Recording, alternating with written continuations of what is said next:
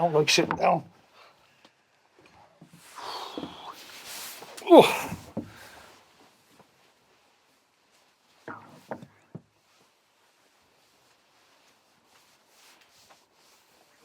Yep.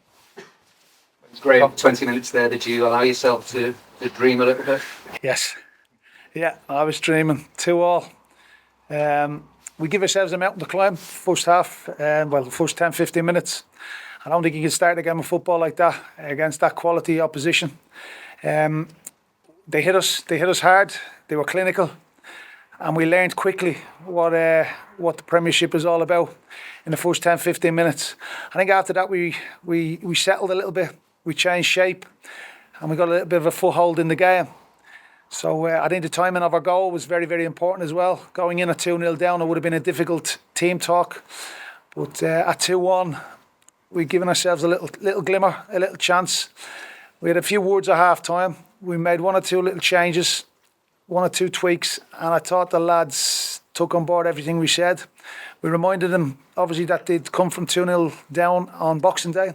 Do it once, you can do it again. Yes, I know there's a gulf in class in the two teams, Forest Green Boxing Day and Man United today. But that belief and that strength of character and that resilience that our dressing room have was there in abundance. It was there for all to see. So it could be easy for them to subside to 2-0 after 13 minutes, but in the end, the opposite was true, really. Yeah, look, the group represent me. I would never wave a white flag, and that group don't either. And they represent me every time they go out on the pitch, and that's why I'm immensely proud of them. And it didn't take a 4th round cup tie against Man United coming from 2-0 down to peg them back to 2-2. It doesn't take that for me to be immensely proud of them. I love working with this group. I've said it since the day I walked through the front door. I'll say it this week, I'll say it next week. They're a brilliant group of lads. They're a great, great group of lads. And it's just unfortunate that we just couldn't reach our cup final, which would have been a replay, a 2-2 draw, and go back to Old Trafford. And that would have been our cup final, and that's probably the aim we had. I think when we see the cup draw before the game, I think we all made a little pact to go on and let's try and get a draw. Let's dig deep and try and get that cup final at Old Trafford. And quite rightly, as you say, when it was 2-2, yeah, I did. I had a little bit of a go on and please, would have happened, but it didn't. Hey ho. Did you sense a bit of vulnerability about United? I did, yeah, I did. I thought I thought we had them. I honestly thought we had them at 2-2. I thought they were a little bit rattled. They were doing things that was uncharacteristic. We just needed a moment to fall for us. We just needed a bit of magic. We just needed a bit of quality. But let's be honest, we didn't test the goalie a lot. So I suppose at the end of the day, the better team won. The class shone through of Man United. The Premier League boys, they shone through over League Two. So give them credit. And at 2-2, Man United could have easily gone under. And that's a strange thing to say from a League Two manager. Man United could have gone under at 2-2. But yeah, look, it wasn't to be. It wasn't to be. We needed a few more moments. We needed a few more magic moments, and we needed that little bit of luck, I suppose. And it just didn't happen today. A little bit of luck, Man United, them little breaks, them little moments, comes off the post, falls to Anthony. Could have went anywhere, falls to him, and he was clinical with his finish. And that moment, we just needed that ball to go out play, go out for a corner, go out for the throw in, fall to one of our players in the box, go somewhere else other than falling at Anthony's feet, and then you might have a different scenario. But 4-2, we're a little bit disappointed with conceding because 3-2 was probably sums the game up. I thought, but 4-2 was a little bit harsh on our lads at the end. Yes, we were pushing, and yes, we wanted to try and peg them back. But that's what happens when you come up against class. That's what happens when you come up against quality.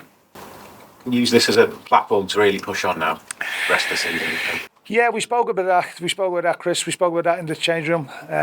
I think I've got a great group of lads. I say that every week. They've done the football club themselves and the families immensely proud this week. They represented themselves brilliantly well.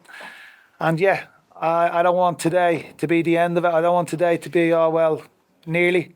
I want today to be the catalyst and the start of a little push and try and gather up as many points as we can between now and the end of the season.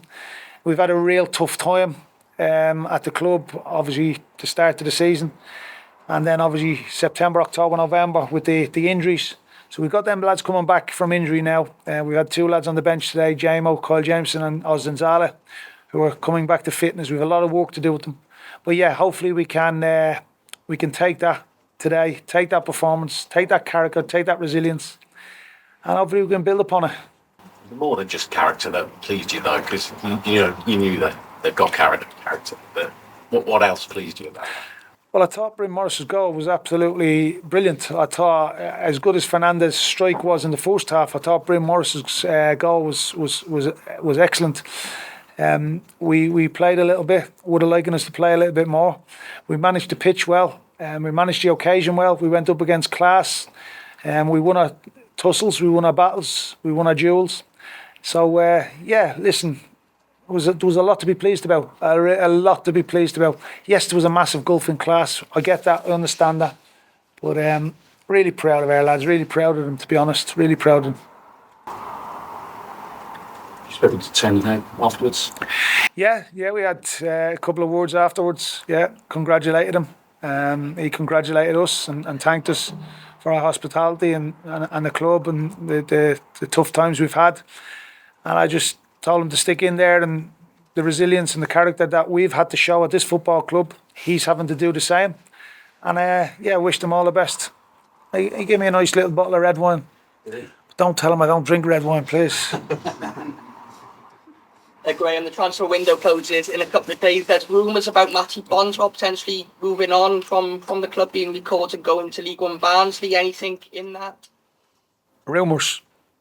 I'm not sitting here. Listen, I know I don't go rumours. If rumours are rumours, I wouldn't comment on every rumour.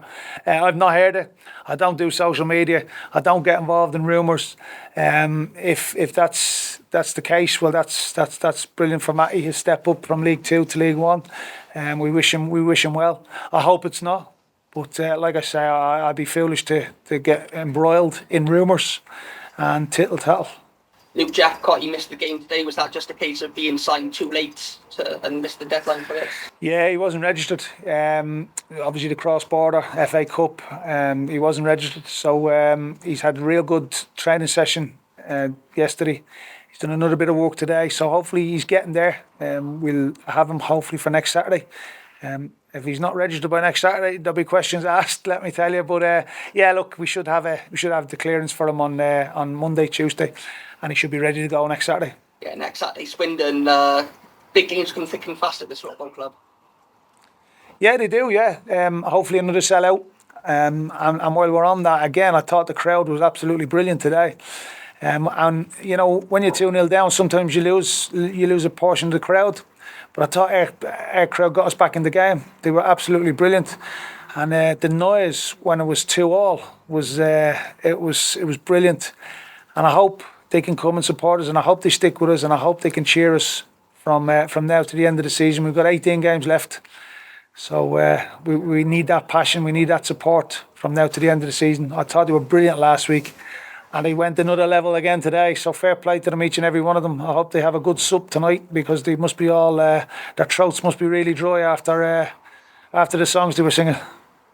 Yeah. You just talked about how you really want to get a replay. Obviously, the FA are considering scrapping replays for next season because of the expansion of the Champions League. Is that kind of going to make the FA Cup worse for lower league teams? Traditionally, FA Cup, you have replays. Now, 1 or 2 Premier League managers have whinged and moaned about it. So I think you should go with the majority. This is a national competition. It's not just a competition for Premier League clubs. So it's tradition. And ever since I was a nipper, ever since I was a kid, we had replays, and I don't see why we need to fix it. I don't see why we need to change it. Now, these people complaining because they're in Europe, because they've got European competitions. Okay, we'll build a bigger squad. You've got the funds from the Champions League or the Europe to build bigger squads. So build bigger squads, or give kids a chance. They certainly have big enough squads. So I think it's nonsense for anybody to be contemplating scrapping replays.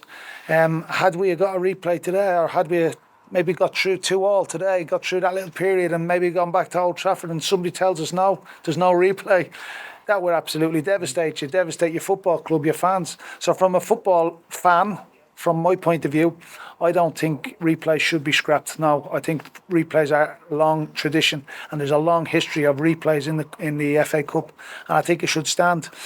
And my message would be, the Premier League lads